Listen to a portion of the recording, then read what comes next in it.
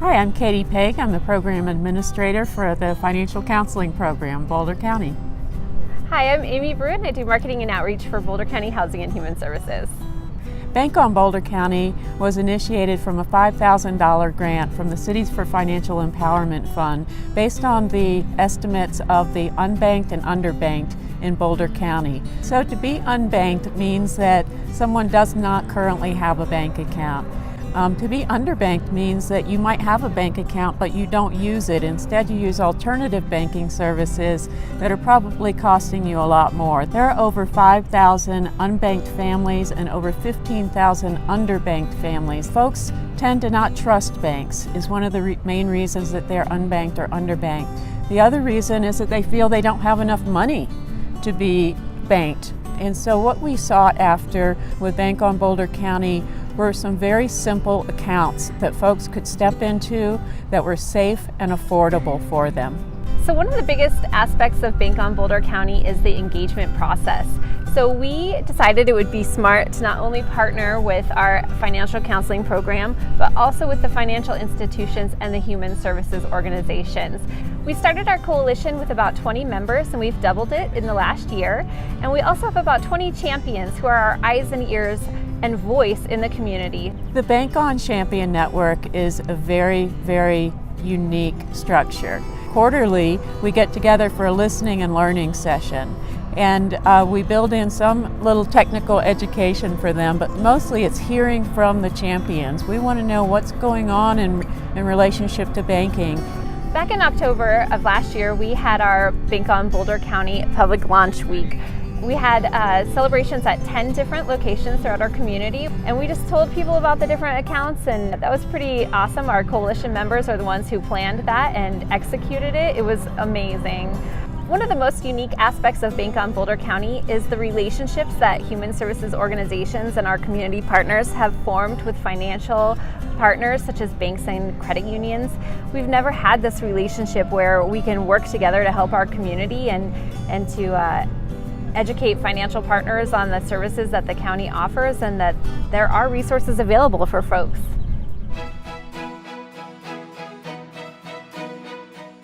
Hi, my name is Katie Arrington and I'm the Resilience and Recovery Specialist for the Commissioner's Office. What Better Together aims to do is to make all residents more prepared in case the unexpected happens. These workshops are designed for anybody interested in resilience and disaster preparedness. It doesn't matter where you live. It's about assessing the threats of where you live and then addressing the risk associated with those threats. The reality of emergency management is the bigger the disaster, the more resources are going to be stressed and overwhelmed. And so there's a growing movement to help empower individuals in the community to be more ready and prepared for a disaster. We challenge participants to go in their neighborhoods and talk to their neighbors. We challenge them to, have a potluck. Introduce yourself to a neighbor you may not know. Even teaching the class has made me realize I need to be a better part of my community, so I've continued to reach out to neighbors, to meet new neighbors that I didn't know before, and to sustain relationships that I already had going into the class. The more social capital in a community, the more neighbors know each other, they have trust with each other, the more willing they're to ask for help and to offer help. And that resilience is really key and an underutilized piece in disaster preparedness. Our residents have shown great resiliency in the past few years. Resiliency is the ability to withstand and overcome challenges. We've had several major wildfires, a catastrophic flood, and individuals can face small-scale emergencies in their daily lives. The identity that people in Boulder have with the community is one of the biggest reasons why we've been so successful in recovering from the disasters we've had. This year we have 4 more courses scheduled throughout the county. The first 2 are already full. My name's Angel Torres and I'm a Family Navigator here at Community Justice Services. So the Family Navigator, its main purpose is to help families that come through the juvenile justice system. So basically it comes into 2 different tracks. Track 1 is a simple form of service that has the Family Navigator attend all court delinquency dockets to just help all clients navigate the system. The Family Navigator connects families to resources within Boulder County, such as mental health, HHS, public assistance, and other programs that the client may need.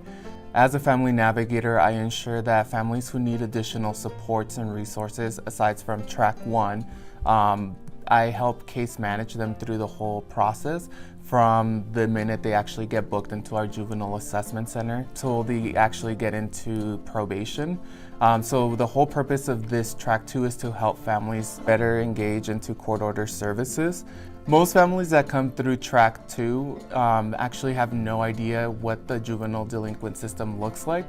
And part of my role as a Family Navigator is to ensure that families understand each professional's role in the courtroom, and that includes the district attorneys to the public defender, as well as GAL, which is guardian ad litem, and sometimes even the judge. Part of the position requirement was to have someone that is bilingual and also bicultural. Because most of the cases that come through this system are mostly Spanish speaking. In fact, about 75% of my caseload is Spanish-speaking clients. So the Family Navigator position is actually very unique here in Boulder County because it's actually the first navigator/advocate position in the state of Colorado that actually is specified for juvenile delinquent cases only. It's actually been a very huge success, and other counties and jurisdictions have reached out to try to recreate the same model so they can also help other kids in other jurisdictions who are involved in the juvenile system do the same thing as we're doing here in Boulder County. Hi, I'm Michael Doherty, District Attorney for Boulder. I'm very excited to talk to you today about our Center for Prevention and Restorative Justice. It is an innovative program and it's become a model for the state of Colorado. This program is designed to hold offenders accountable, and by making sure they don't reoffend, increasing community safety. We have an amazing staff and dedicated volunteers from the community who help us hold offenders accountable, make sure they're responsible for their crimes, and if they're willing to take responsibility, we offer diversion programs for adults and juveniles to help them get back on the right track. Hello, I'm Elena Shively. I'm an attorney and the director of the Boulder District Attorney's Center for Prevention and Restorative Justice. Through our Restorative Diversion Program, first-time offenders willing to take responsibility for appropriate offenses are given an opportunity to complete diversion instead of facing formal prosecution.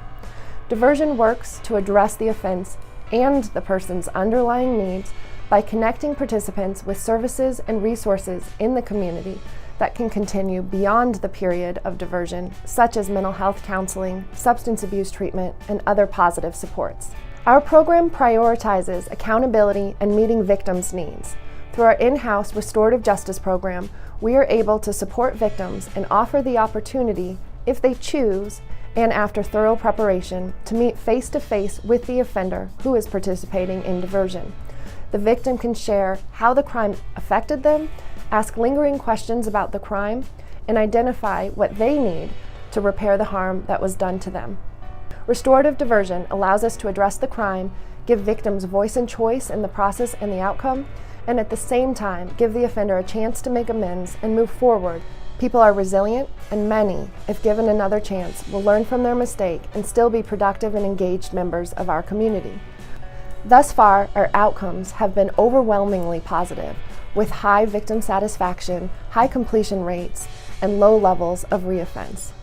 We are highly collaborative with other agencies and schools working on prevention and early intervention measures, and as our staff teach at conferences, provide trainings, and consult with jurisdictions around the country, we are supporting reform efforts on a larger scale.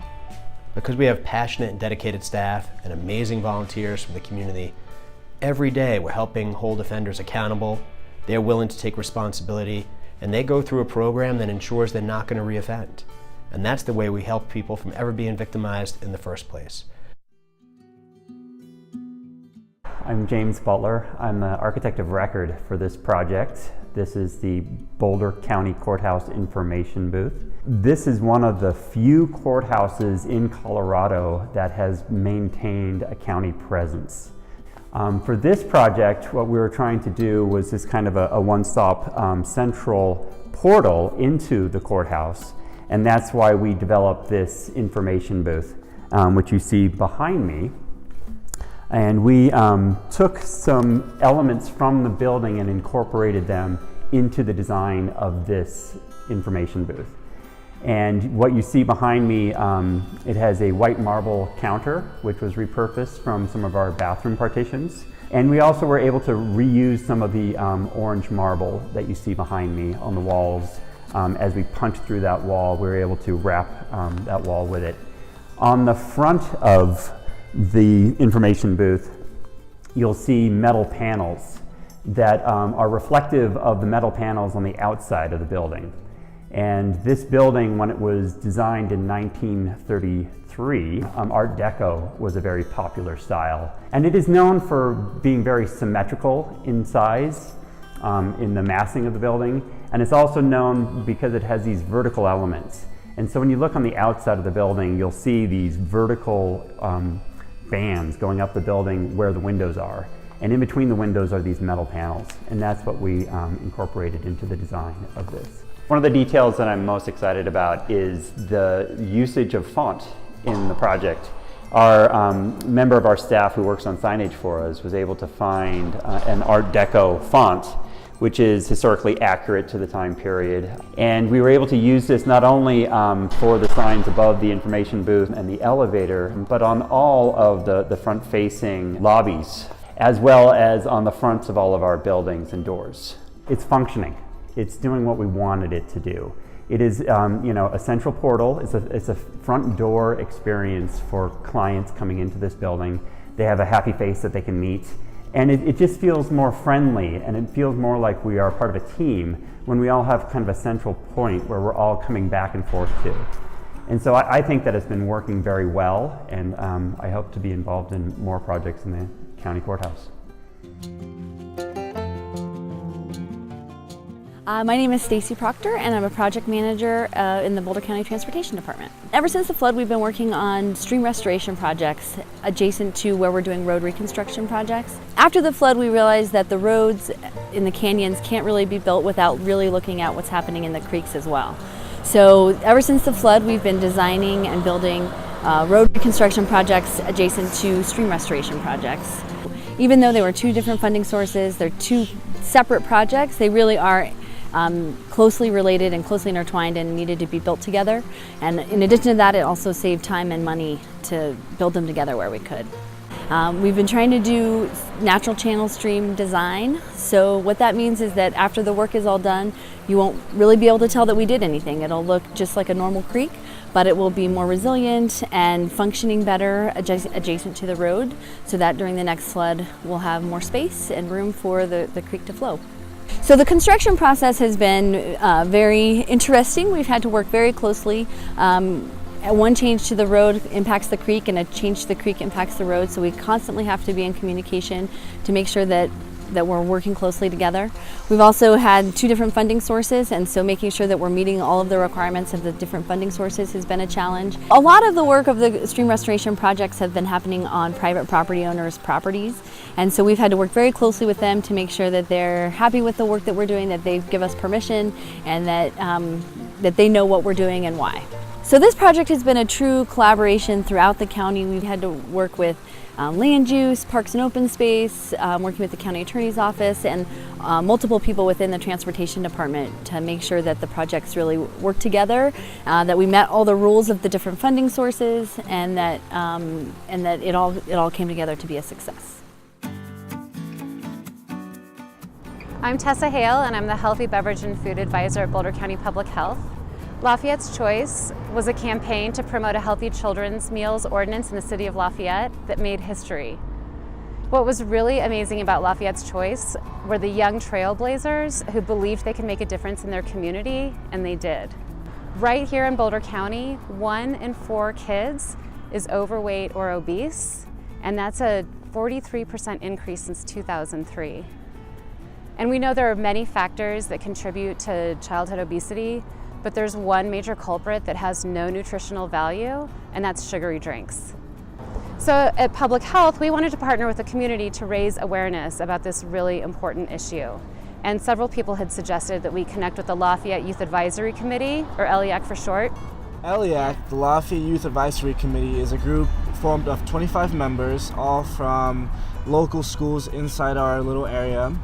And we discuss social and political issues that we think are very relevant to our society and to our communities. And over the course of our first year of working together, they were everywhere in the community. They were at community events, they were presenting to adults, they were presenting to youth. They were really effectively raising awareness about the harms of sugary drinks. So we started this project in February of 2016 with BOCO for H2O, or Boulder County for Water, essentially, where we started educating the community on the health benefits of choosing water over sugary beverages. And then through that, we decided that we wanted to transition into policy work to make a more lasting impression on the community. And we know that the average family eats out 4 to 5 times per week, and that most of those times the kids are drinking the sugary beverages that comes with meals. So that passing an ordinance like this in Lafayette would have a significant impact on improving the health environment for kids. And most importantly, we knew if anyone could get this ordinance passed, it was LEAC. So being such a big group and being so diverse, we started to focus on sugary beverages because we saw that it was an actual real issue that was targeting people of color and low-income communities within our community. So we thought it'd be something that we could work on, and we all felt pretty good about it since we all could relate to it in a sense. So Lafayette's Choice, which is now known as Ordinance 40 in the city of Lafayette, requires that a restaurant that serves a meal for a kid that includes a drink offers something healthy like water or unflavored milk or unflavored dairy alternative. The result of Lafayette's Choice is that fewer children in Boulder County will be drinking sugary drinks, and we're shifting the norm away from sugary beverages to healthier choices. Lafayette's Choice was the first youth-led campaign in the nation. It was the first ordinance passed in the state of Colorado, and it was the first ordinance passed outside the state of California and the 6th in the nation. Good afternoon. My name is Mel Stonebreaker, and I'm a senior land officer at Boulder County Parks and Open Space. I'm here today to talk about the Mayhofer acquisition, which closed in 2017, and it covers approximately 200 acres of a farm that lies strategically between Lafayette and Louisville. And as far back as 1996, Lafayette, Louisville, and Boulder County entered into an intergovernmental agreement and said if that property ever becomes available, we all agree that we will try to purchase it and preserve it. First of all, it does create a buffer between the two communities. It's a couple of hundred acres. It's still actively farmed. It also is quite a historic property. It was homesteaded in 1865 by the Kerr family. They leased the mineral rights to a company that was looking to extract coal. And a year after they leased those rights, in 1878, they platted out a little town called Louisville. So Louisville is tied to this property from its very beginning. So we, back to the present sort of, John Mayhofer passed away 5 or 6 years ago, and his wife followed him shortly thereafter. And Robert is one of the sons, and eventually he got serious about maybe doing an open space kind of preservation deal. It was a very difficult negotiation, but we ended up, as I say, we acquired 199 acres. It cost about $8.2 million. So we ended up with 165 acres of true open space. As far as what the future use of the property is, it's going to be leased as agricultural land. So next year it'll be put out to lease for the first time under this new ownership. Lafayette and Louisville would like to build a trail that will connect up two spurs of trails that sort of end near Mayhofer and don't quite connect between Lafayette and Louisville. But I would expect in the next 6 months or so we'll see some design drawings for a trail that will go across Mayhofer and will again sort of connect Lafayette and Louisville, but at the same time preserve the buffer between the two communities. So.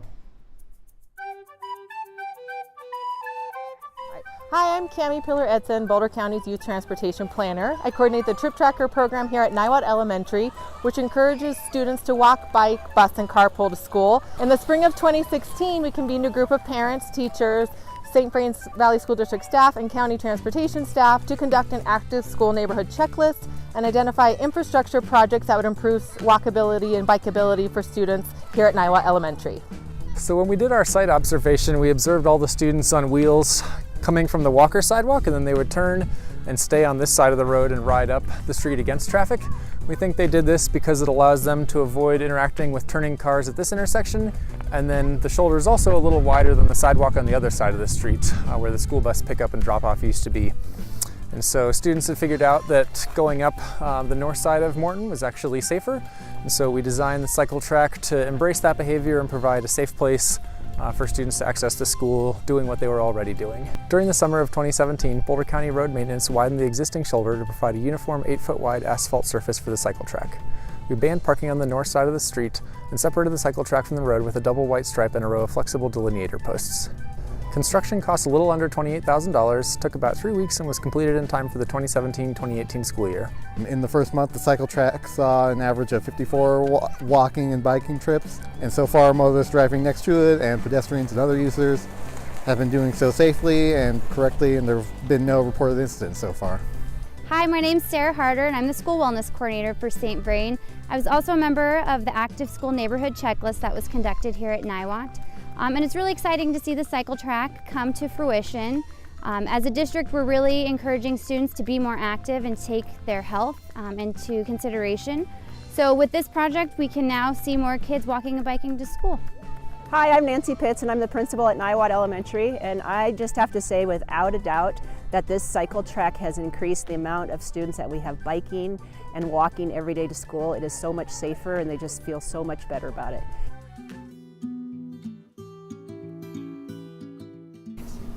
I'm Colin Tom. I'm a policy analyst at Boulder County Public Health. Patrick Murphy. I'm an environmental health specialist at Boulder County Public Health. I think plenty of concerns have been raised by the public and as far as potential impacts to public health and to the environment. And with the rapid expansion of oil and gas development, these concerns have increased. And the county commissioners would like to show that they're responding to public concerns and that we're looking into the impacts of oil and gas development on public health and making sure that the public have access to the information. Boulder County commissioners provided funding for public health to bring on the oil and gas inspector, who uses a gas imaging camera to identify gas leaks at well sites. The inspector carefully collected reams of data from nearly 500 inspections. The question became, what can this information tell us about oil and gas operations in Boulder County? We engaged a public health analyst and an oil and gas research specialist to compile and analyze all of the data. The team worked closely with the inspector to ensure they were interpreting the data correctly. The findings were that 65% of all sites inspected with the camera found a leak requiring a corrective action. 30% of sites with leaks in 1 year had leaks in later years, and many leaks were associated with pneumatic controllers found throughout well sites across the county. The team prepared a white paper documenting these findings and presented them to the Air Quality Control Commission that considered them when deciding to strengthen the rules governing oil and gas emissions. Boulder County joined the local government coalition, and they and several other parties cited the white paper in their support of stronger oil and gas emissions rules. The white paper results even withstood criticism from one operator. Through the inspection program and the important data that was brought to light, the Boulder County Oil and Gas team played a big role in strengthening oil and gas emission controls across the Front Range and in laying the groundwork for statewide efforts that will better protect public health, the air, and the climate. Hi there, I'm Paul Weissman, Boulder County Treasurer. We saw the December of last year when Congress passed the tax reform. It blew this place up because everybody was trying to beat the system, trying to prepay their taxes. People were calling in and their wait was more than an hour, and then we had people lining up forever. The great thing about it is, though, everybody in the county pulled together. We had folks from land use coming in, we had the assessor's office and the assessor herself sitting on the phones down here. We had the security, figuring out where to put folks. We had the IT guys coming to figure out how phone lines could change to upstairs and how we could put our system on here. So when the lines were drawn here and the lines were going clear across the building and clear around, everybody was stepping up. Hell, even the commissioners brought us pizza, which was wonderful. My staff was superb. My staff voluntarily stayed till 10:30 at night and beyond and came in way early in the morning to do this thing. You talk all the time about providing the best in public service. We were thrown something that none of us could have ever expected. We were thrown thousands of people paying about $45 million in taxes early. You know, something that we had never seen before, and something, quite frankly, that was happening all over the country.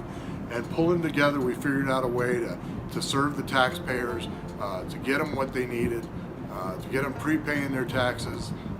We did, I believe, working together, multiple departments, the best in public service. It was Prepay-palooza. It was actually a lot of fun. A lot of work. We hope not to do it again, but a lot of fun. I am Dan DeLang, Boulder County Transportation Project Engineer, paving engineer for the county.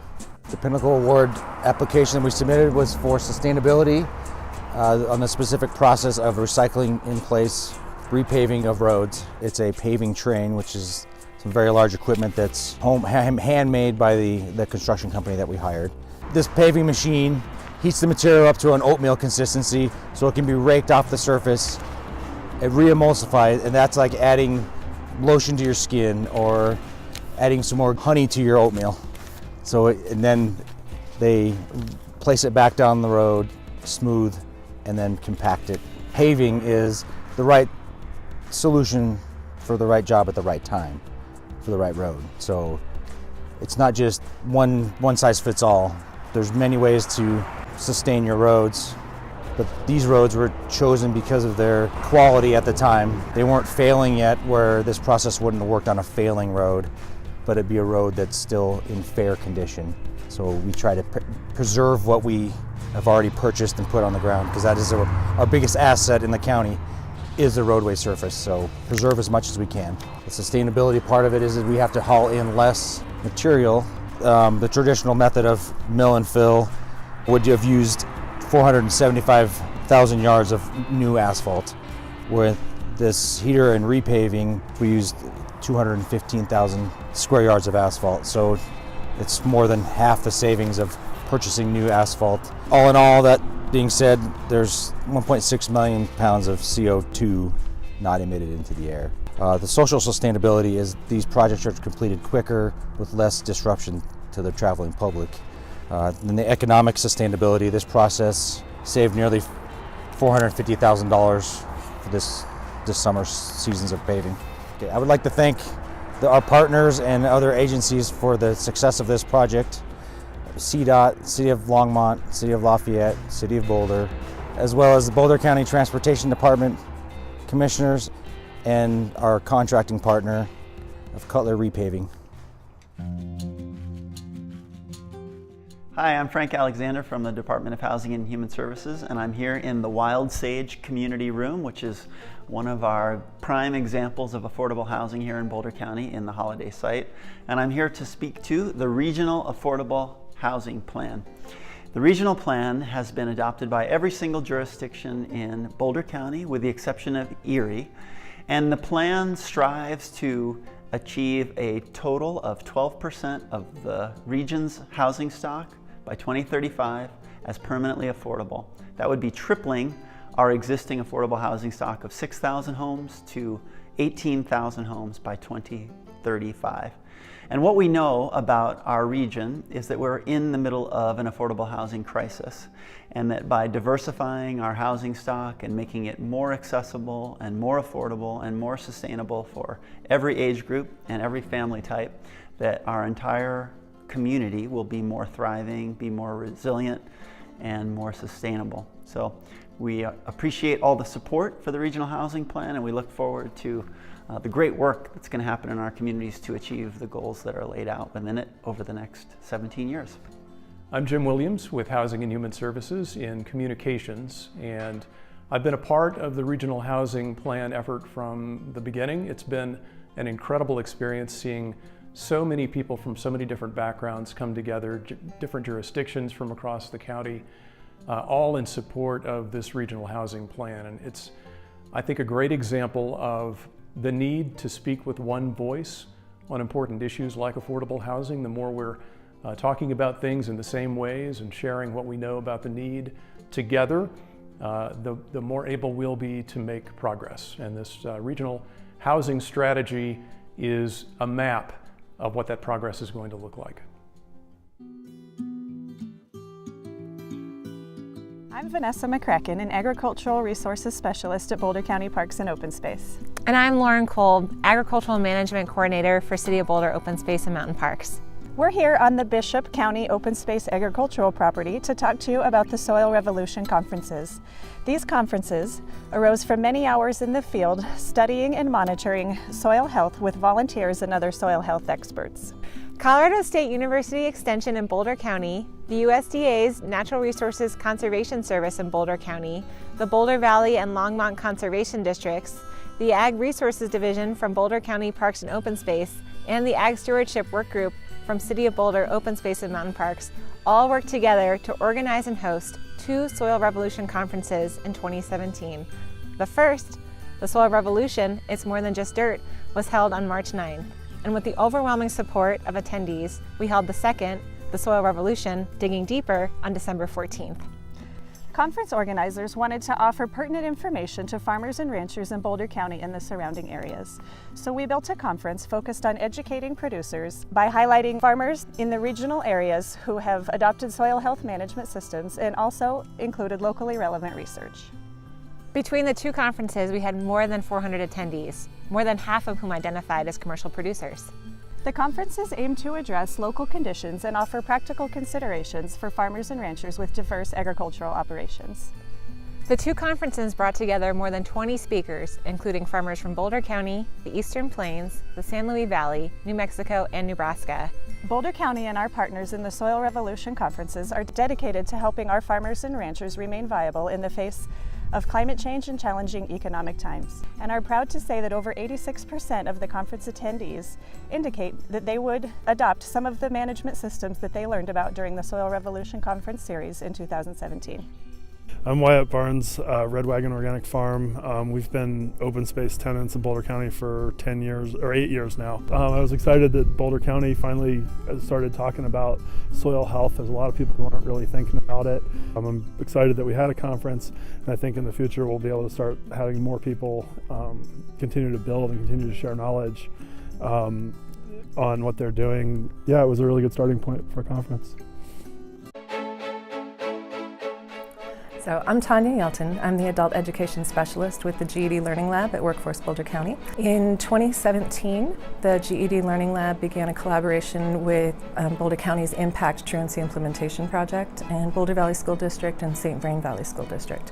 And the idea of this was to create a prevention model that would help youth at risk who may otherwise not finish up their high school educations get services to wrap them around their high school diploma, but also wrap additional supports around them. If any of those community partners notice that there's a youth in the community who's struggling and needs some help, rather than just allow them to fall through the cracks or wait for them to tear up into a more criminalized approach through our past truancy programs, all of our staff, so counselors at the schools, administrators at the schools, housing and human services, if they're working with housing with a youth, they all reach out very quickly and wrap us into the program so that we can meet these kids and explain our program and then find a way to get in and support them. Our program is the only one of its kind in the country, and we wrap each one of our students around to a tailored, personalized curriculum. So we learn them, we learn what they're bringing to the table, we learn their strengths. We're very trauma informed, and so we build everything from the ground up based on each individual's need and their pathway. So each student that comes in our program works on their own particular pace, at their own particular time toward their goal of GED or whatever it is they want after GED, whether it's secondary education, employment, that sort of thing. We had 52 students over the last year in 2017 that participated as a part of this project. Of those 52, 68% will have their high school equivalency diplomas by August of 2018. 38% of them already do, and half of that number graduated with honors or high honors. So it's a testament to the students themselves that they really do have a great potential and a great deal to offer our community. They just need a system that wraps to them rather than them wrapping to a system. And our goal in the Learning Lab is to help people see their potential so that they can then pay it forward and do what they do best in the community and continue to ripple out from there.